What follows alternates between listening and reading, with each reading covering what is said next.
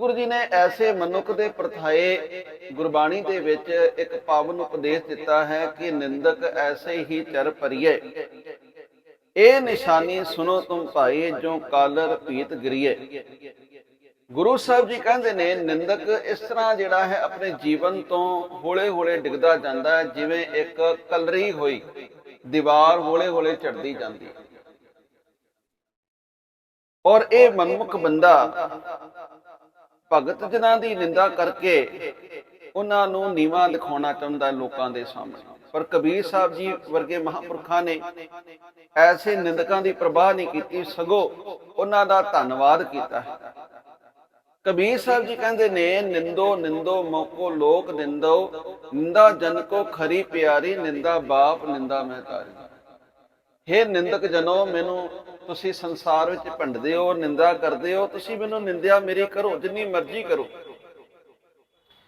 निंदा जिहड़ी है वो मेरे वास्ते मां बाप दा स्वरूप है। जिवें मां बाप अपने बच्चे दे विचों औगणां नूं कढ करके गुण भरना चाहते ने, इसे तरह निंदक जिहड़ा बंदा है, जिहड़ा ईरखालू बंदा है, वो उस मनुख दे औगणां गुणां नूं भी औगणां विच जदों कन्वर्ट करदा है, ते जिहड़े कुछ थोड़े बहुत औगण हुंदे ने वो भी मनमुख उन्हां तों सुचेत होकर के सही दिशा वल तुर पैंदा है।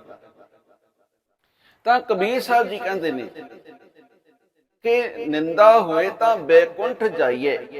जे निंदा होवेगी तां साडा ਜਿਹੜੇ ਵਿਕਾਰ ਨੇ ਧੁੱਪ ਜਾਣਗੇ ਤੇ ਅਸੀਂ ਬੈਕੁੰਠ ਦੇ ਵਿੱਚ ਵਾਸਾ ਕਰਾਂਗੇ। ਭਾਵ ਕਿ ਸਾਡਾ ਜਨਮ ਮਰਨ ਕੱਟਿਆ ਜਾਏਗਾ। ਨਿੰਦਾ ਹੋਏ ਤਾਂ ਬੈਕੁੰਠ ਜਾਈਏ, ਨਾਮ ਪਦਾਰਥ ਮਨੇ ਵਸਾਈਏ। ਤੇ ਨਾਮ ਜਿਹੜਾ ਹੈ ਉਹ ਹਿਰਦੇ ਵਿੱਚ ਵਸ ਜਾਂਦਾ ਹੈ। ਕਹਿੰਦੇ ਨੇ ਇੱਥੇ ਹੀ ਵਸ ਨਹੀਂ, ਜੇ ਕਿਤੇ ਨਿੰਦਾ ਕਿਸੇ ਮਨੁੱਖ ਦੀ ਹੋ ਰਹੀ ਹੋਵੇ ਤਾਂ ਉਹਨੂੰ ਘਾਬਰਨ ਦੀ ਲੋੜ ਨਹੀਂ। ਜੇ ਕਿਤੇ ਉਸਨੇ ਕੋਈ ਗਲਤੀ ਨਹੀਂ ਕੀਤੀ, ਕੋਈ ਇਸ ਤਰ੍ਹਾਂ ਦਾ ਕੋਈ ਕਰਮ ਨਹੀਂ ਕੀਤਾ, ਤੇ ਲੋਕ ਉਸ ਦੀ ਫਿਰ ਵੀ ਕੋਈ ਨਿੰਦਾ ਕਰੀ ਜਾ ਰਹੇ ਨੇ, ਉਹਨੂੰ ਭੰਡੀ ਜਾ ਰਹੇ ਨੇ। ਔਰ ਕਬੀਰ ਸਾਹਿਬ ਜੀ ਕਹਿੰਦੇ ਨੇ ਕਿ ਉਹ ਸਮਝ ਲਓ ਇਸ ਤਰ੍ਹਾਂ ਦਾ ਕਰਮ ਕਰ ਰਹੇ ਨੇ ਕਿ ਉਸ ਮਨੁੱਖ ਦੇ ਪਾਪਾਂ ਨੂੰ ਧੋ ਰਹੇ ਨੇ। ਹਿਰਦੈ ਸਿੱਧ ਜੋ ਨਿੰਦਾ ਹੋਏ, ਹਮਰੇ ਕੱਪੜੇ ਨਿੰਦਕ ਧੋਏ। ਕਬੀਰ ਸਾਹਿਬ ਜੀ ਕਹਿੰਦੇ ਨੇ ਉਹ ਮਨੁੱਖ ਉਸ ਨਿੰਦਾ ਹੋਣ ਵਾਲੇ ਮਨੁੱਖ ਦੇ ਕੱਪੜੇ ਧੋ ਰਹੇ ਨੇ, ਜਿਹੜਾ ਮਨੁੱਖ ਬਿਨਾਂ ਵਜ੍ਹਾ ਤੋਂ ਕਿਸੇ ਦੀ ਨਿੰਦਿਆ ਕਰਦਾ ਹੈ। ਤੇ ਗੁਰੂ ਸਾਹਿਬ ਜੀ ਕਹਿੰਦੇ ਨੇ ਨਿੰਦਕ ਐਸੇ ਹੀ ਚਰ ਪਰਿਐ, ਇਹ ਨਿਸ਼ਾਨੀ ਸੁਨੋ ਤੁਮ ਭਾਈ। ਇਹ ਨਿਸ਼ਾਨੀ ਹੈ ਉਸ ਨਿੰਦਕ ਬੰਦੇ ਦੀ, ਜੋ ਕਾਲਰ ਭੀਤ ਗਿਰੀਐ। ਜਿਵੇਂ ਇੱਕ ਕੰਧ ਕਲਰੀ ਹੋਈ ਹੋਵੇ ਔਰ ਹੌਲੇ ਹੌਲੇ ਕਿਰ ਕਿਰ ਕੇ ਡਿੱਗ ਜਾਂਦੀ ਹੈ, ਇਸੇ ਤਰ੍ਹਾਂ ਮਨਮੁਖ ਬੰਦਾ ਵੀ ਆਪਣੇ ਜੀਵਨ ਤੋਂ ਹੌਲੇ ਹੌਲੇ ਡਿੱਗ ਜਾਂਦਾ ਹੈ। ਗੁਰੂ ਸਾਹਿਬ ਜੀ ਨੇ ਇੱਕ ਨਿੰਦਕ ਦੀ ਹੋਰ ਨਿਸ਼ਾਨੀ ਦੱਸੀ ਹੈ ਸਾਧ ਸੰਗਤ ਜੀ।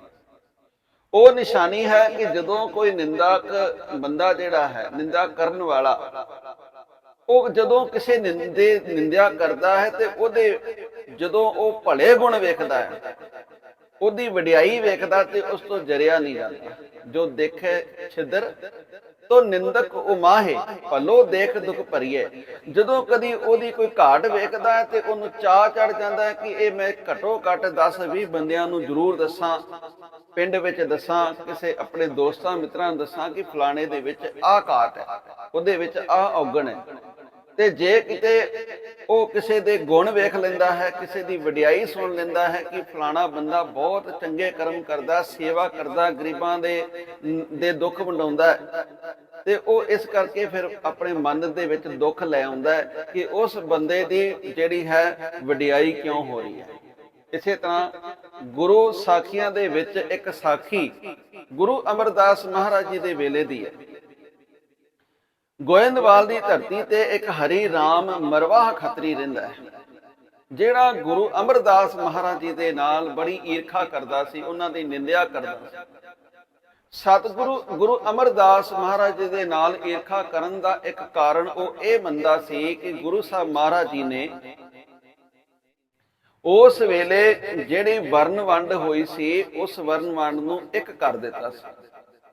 ਔਰ ਇਹ ਜਿਹੜਾ ਮਰਵਾਹ ਖੱਤਰੀ ਸੀ, ਇਹ ਕਹਿੰਦਾ ਸੀ ਕਿ ਗੁਰੂ ਸਾਹਿਬ ਮਹਾਰਾਜ ਜੀ ਨੇ ਊਚ ਨੀਚ ਭੇਦ ਭਾਵ, ਜਿਹੜੀ ਵਰਨ ਆਸ਼ਰਮ ਦੀ ਵੰਡ ਹੈ, ਇਸ ਨੂੰ ਇਕੱਠਿਆ ਕਰ ਦਿੱਤਾ ਹੈ। ਕਿਉਂਕਿ ਗੁਰੂ ਸਾਹਿਬ ਮਹਾਰਾਜ ਜੀ ਨੇ ਉਸ ਵੇਲੇ ਵੇਖਿਆ ਕਿ ਜਿਹੜੇ ਸਿੱਖ ਸੰਗਤਾਂ ਆਉਂਦੀਆਂ ਸਨ, ਉਹਨਾਂ ਦੇ ਵਿੱਚ ਅਜੇ ਵੀ ਊਚ ਨੀਚ ਭੇਦ ਭਾਵ ਸੀ, ਤੇ ਉਹ ਆਪਣੇ ਆਪਣੇ ਰੋਟੀ ਪਾਣੀ, ਜਿਹੜਾ ਪ੍ਰਸ਼ਾਦਾ ਪਾਣੀ ਹੈ, ਘਰੋਂ ਬਣਾ ਕੇ ਲੈ ਆਉਂਦੇ ਸੀ, ਜਾਂ ਫਿਰ ਰਸਦ ਲੈ ਕਰਕੇ ਆਪਣੇ ਆਪਣੇ ਚੁੱਲ੍ਹੇ ਵੱਖਰੇ ਜਿਹੜੇ ਬਾਲ ਕੇ ਬਹਿ ਜਾਂਦੇ ਸੀ। ਪਰ ਸਤਿਗੁਰੂ ਜੀ ਨੇ ਕਿਹਾ ਵੀ ਇਸ ਤਰ੍ਹਾਂ ਜਿਹੜਾ ਹੈ, ਇੱਕ ਦੇ ਨਾਲ ਜੁੜਨ ਵਾਸਤੇ ਇੱਕ ਹੋਣਾ ਪਏਗਾ, ਕਿਉਂਕਿ ਇੱਕ ਪਿਤਾ ਇੱਕ ਸਕੇ ਹਮ ਬਾਰਕ। ਤੇ ਗੁਰੂ ਸਾਹਿਬ ਮਹਾਰਾਜ ਜੀ ਨੇ ਉਸ ਵੇਲੇ ਇੱਕ ਤਖਤੀ ਦੇ ਉੱਤੇ ਲਿਖ ਦਿੱਤਾ ਕਿ ਪਹਿਲੇ ਸੰਗਤ, ਪਹਿਲੇ ਪੰਗਤ, ਪਾਛੇ ਸੰਗਤ। ਪਹਿਲਾਂ ਤੁਸੀਂ ਲੰਗਰ ਵਿੱਚ ਆ ਕਰਕੇ, ਪੰਗਤ ਵਿੱਚ ਬੈਠ ਕਰਕੇ ਲੰਗਰ ਛਕਣਾ, ਬਾਅਦ ਵਿੱਚ ਗੁਰਾਂ ਦੇ ਦਰਸ਼ਨਾਂ ਨੂੰ ਆਉਣਾ ਹੈ, ਬਾਅਦ ਵਿੱਚ ਉਪਦੇਸ਼ ਗ੍ਰਹਿਣ ਕਰਾਇਆ ਜਾਏਗਾ। ਹੁਣ ਕੀ ਹੋਇਆ ਕਿ ਇਸ ਜਿਹੜਾ ਸਤਿਗੁਰੂ ਜੀ ਦਾ ਇਹ ਹੁਕਮ ਸੁਣ ਕਰਕੇ ਕਈ ਵਿਰੋਧੀ ਤੱਤ ਜਿਹੜੇ ਸਨ, ਉਹ ਸਤਿਗੁਰੂ ਜੀ ਦੇ ਸਾਹਮਣੇ ਹੋ ਗਏ। ਔਰ ਇਹ ਜਿਹੜਾ ਖੱਤਰੀ ਸੀ, ਇਹ ਬਹੁਤ ਹੀ ਚਟਕਾਰੇ ਲੈ ਲੈ ਕਰਕੇ ਲੋਕਾਂ ਨੂੰ ਸਤਿਗੁਰੂ ਜੀ ਦੇ ਖਿਲਾਫ ਭੜਕਾਉਂਦਾ ਸੀ, ਔਰ ਕਹਿੰਦਾ ਸੀ ਕਿ ਸਤਿਗੁਰੂ ਜੀ ਨੇ ਸਾਰਾ ਕੁਝ ਵਰਨ ਵੰਡ ਨੂੰ ਛਿੱਕੇ ਟੰਗ ਦਿੱਤਾ।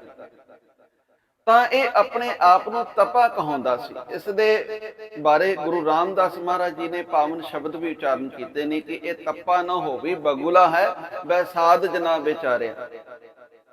ਤਾਂ ਗੁਰੂ ਅਮਰਦਾਸ ਮਹਾਰਾਜ ਜੀ ਇਸ ਗੱਲ ਨੂੰ ਜਾਣਦੇ ਸਨ। ਉਹਨਾਂ ਨੇ ਉਸ ਵੇਲੇ ਇਹਦਾ ਪਾਜ ਖੇਡਣ ਵਾਸਤੇ ਸਤਿਗੁਰੂ ਜੀ ਨੇ ਇੱਕ ਉਪਦੇਸ਼ ਕਰ ਦਿੱਤਾ, ਇੱਕ ਹੁਕਮ ਕਰ ਦਿੱਤਾ ਕਿ ਜਿਹੜਾ ਵੀ ਆਪਣਾ ਵਰਨ ਵੰਡ ਛੱਡ ਕਰਕੇ ਗੁਰੂ ਦੇ ਦਰਬਾਰ ਦੇ ਵਿੱਚ ਲੰਗਰ ਦੇ ਵਿੱਚ ਪ੍ਰਸ਼ਾਦਾ ਛਕੇਗਾ, ਉਸ ਨੂੰ 1 ਰੁਪਈਆ ਨਾਲ ਦਿੱਤਾ ਜਾਏਗਾ।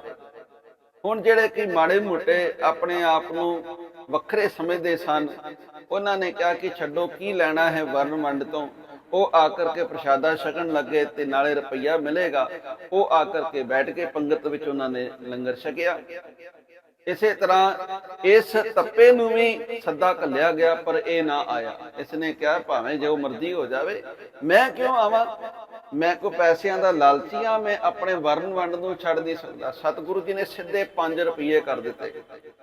ਹੁਣ 5 ਰੁਪਏ ਜਦੋਂ ਹੋ ਗਏ, ਥੋੜਾ ਥੋੜਾ ਮਨ ਉਤਾਵਲਾ ਹੋਣ ਲੱਗਾ ਇਸ ਤੱਪੇ ਦਾ, ਤੇ ਲੋਕੀ 5 ਰੁਪਏ ਪਾ ਕਰਕੇ ਬੜੇ ਪ੍ਰਸੰਨ ਹੋਣ ਲੱਗੇ।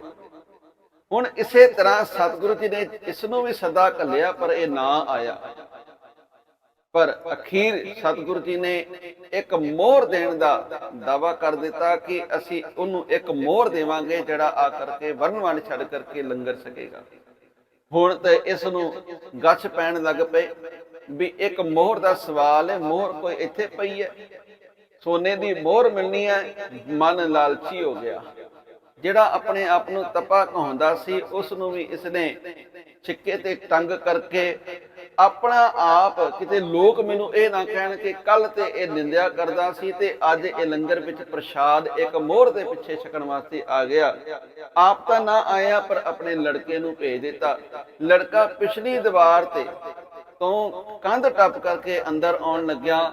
ਕੰਧ ਟੱਪਦਿਆਂ ਦੀ ਉਹਦੀ ਲੱਤ ਟੁੱਟ ਗਈ, ਤਾਂ ਬੜੀ ਮੁਸ਼ਕਲ ਦੇ ਨਾਲ ਲੰਗੜਾਉਂਦਾ ਹੋਇਆ ਲੰਗਰ ਛਕਿਆ। ਤੇ ਜਦੋਂ ਉੱਠਣ ਲੱਗਿਆ ਤੇ ਘਰਾਹੜਾ ਚੀਕਾਂ ਮਾਰਨ ਲੱਗ ਪਿਆ, ਕਹਾਰਨ ਲੱਗ ਪਿਆ। ਤਾਂ ਇਹ ਦੇਖ ਕਰਕੇ ਲੋਕਾਂ ਨੇ ਉਸ ਵੇਲੇ ਉਸ ਨੂੰ ਪਛਾਣ ਲਿਆ, ਤੇ ਇਸ ਤਰ੍ਹਾਂ ਇਸ ਤੱਪੇ ਦਾ ਜਿਹੜਾ ਸੀ ਪਾਜ ਉਖੜ ਗਿਆ। ਲੋਕਾਂ ਵਿੱਚ ਚਰਚਾ ਹੋਣ ਲੱਗ ਪਈ ਵੀ ਇਹ ਉਹੀਓ ਤੱਪਾ ਹੈ ਜਿਹੜਾ ਕਹਿੰਦਾ ਸੀ ਕਿ ਵਰਨ ਵੰਡ ਬੜੀ ਉੱਚੀ ਹੈ ਤੇ ਸਤਿਗੁਰੂ ਜੀ ਨੂੰ ਨਿੰਦਦਾ ਸੀ। ਪਰ ਅੱਜ ਵੇਖੋ, ਇਹ ਆਪ ਇੱਕ ਲਾਲਚ ਦੇ ਅਧੀਨ ਹੋ ਕਰਕੇ ਸਭ ਕੁਝ ਛੱਡ ਕਰਕੇ ਆਪਣੇ ਪੁੱਤਰ ਨੂੰ ਭੇਜਦਾ ਹੈ, ਪਰ ਇਹ ਪਾਜ ਉਖੜ ਗਿਆ। ਲੋਕੀ ਹੱਸਣ ਲੱਗੇ। ਤਾਂ ਸਤਿਗੁਰੂ ਜੀ ਨੇ ਉਸ ਵੇਲੇ, ਗੁਰੂ ਰਾਮਦਾਸ ਮਹਾਰਾਜ ਜੀ ਨੇ ਬਾਅਦ ਵਿੱਚ ਗੁਰੂ ਗ੍ਰੰਥ ਸਾਹਿਬ ਮਹਾਰਾਜ ਵਿੱਚ ਇਹ ਸ਼ਬਦ ਅੰਕਿਤ ਕੀਤਾ ਕਿ ਇਹ ਤੱਪਾ ਨਾ ਹੋਵੇ, ਬਗਲਾ ਹੈ ਬੈਸਾਧ ਜਨਾ ਵਿਚਾਰਿਆ, ਪੰਚ ਲੋਕ ਸਭ ਹੱਸਣ ਲੱਗੇ। ਇਹ ਤੱਪਾ ਲੋਭ ਲਹਿਰ ਹੈ ਗੱਲ ਹੈ। ਸਤਿਗੁਰੂ ਜੀ ਨੇ ਉਸ ਵੇਲੇ ਤੱਪੇ ਨੂੰ ਬੁਲਾਵਾ ਭੇਜਿਆ ਕਿ ਹੈ ਤੱਪਿਆ, ਤੂੰ ਇਸ ਤਰ੍ਹਾਂ ਤੱਪਾ ਖਾਣ ਦੇ ਨਾਲ ਤੱਪਾ ਨਹੀਂ ਹੁੰਦਾ, ਜਿਹੜਾ ਆਪਣੇ ਅੰਦਰੋਂ ਵਿਕਾਰਾਂ ਨੂੰ ਸਾੜ ਦੇਵੇ, ਜਿਹੜਾ ਸੰਸਾਰ ਦੇ ਮੋਹ ਨੂੰ ਤਿਆਗ ਦੇਵੇ ਔਰ ਸਮਾਨਤਾ, ਦਇਆ, ਭਾਵਨਾ, ਧੀਰਜ ਦੇ ਅੰਦਰ ਹੈ, ਅਸਲ ਵਿੱਚ ਉਹੀ ਹੀ ਤੱਪਾ ਹੈ। ਇਸ ਤਰ੍ਹਾਂ ਸਤਿਗੁਰੂ ਜੀ ਕਹਿੰਦੇ ਨੇ, ਜੋ ਦੇਖੇ ਛਿਦਰ ਤੋਂ ਨਿੰਦਕ ਉਮਾਹੇ, ਭਲੋ ਦੇਖ ਦੁਖ ਭਰੀਐ, ਆਠ ਪਹਿਰ ਚਿਤਵੇ ਨਹੀਂ ਪਹੁੰਚੇ, ਬੁਰਾ ਚਿਤਵਤ ਚਿਤਵਤ ਮਰੀਐ। ਔਰ ਨਿੰਦਕ ਬੰਦਾ ਜਿਹੜਾ ਹਮੇਸ਼ਾ ਹੀ ਅੱਠੋਂ ਪਹਿਰ ਇਹੀ ਸੋਚਾਂ ਸੋਚਦਾ ਰਹਿੰਦਾ ਹੈ ਕਿ ਮੈਂ ਉਸ ਭਲੇ ਬੰਦੇ ਨੂੰ ਕਿਵੇਂ ਨਿੰਦਿਆ, ਪਰ ਉਹ ਇਸ ਤਰ੍ਹਾਂ ਦੀਆਂ ਸੋਚਾਂ ਸੋਚ ਸੋਚ ਕਰਕੇ ਆਪ ਹੀ ਆਤਮਕ ਮੌਤੇ ਮਰਦਾ ਰਹਿੰਦਾ ਹੈ, ਉਹਦੀਆਂ ਵਿਉਤਾਂ ਉੱਥੇ ਹੀ ਧਰੀਆਂ ਰਹਿੰਦੀਆਂ ਨੇ। ਪਰ ਜਿਹੜਾ ਗੁਰੂ ਦੇ ਉਪਦੇਸ਼ ਦੇ ਅਨੁਸਾਰ ਚੱਲਣ ਵਾਲਾ ਗੁਰਮੁਖ ਜਨ ਹੈ, ਉਹ ਆਪਣੀ ਜਿਹੜੀ ਯਾਤਰਾ ਹੈ ਉਹ ਇਸੇ ਤਰ੍ਹਾਂ ਨਿਰੰਤਰ ਜਾਰੀ ਰੱਖਦਾ ਹੈ, ਤੇ ਇੱਕ ਦਿਨ ਗੁਰੂ ਦੀ ਕਿਰਪਾ ਦੇ ਨਾਲ ਉਹ ਪਰਮੇਸ਼ਰ ਦੇ ਦਰ ਘਰ ਦੇ ਵਿੱਚ ਪਹੁੰਚ ਕਰਕੇ ਆਪਣਾ ਨਿਵਾਸ ਸਥਾਨ ਬਣਾ ਲੈਂਦਾ ਹੈ। ਔਰ ਨਿੰਦਕ ਲੋਕ ਜਿਹੜੇ ਨੇ ਨਿੰਦਿਆ ਕਰਕੇ ਆਪਣਾ ਆਪ ਗਵਾ ਲੈਂਦੇ ਨੇ।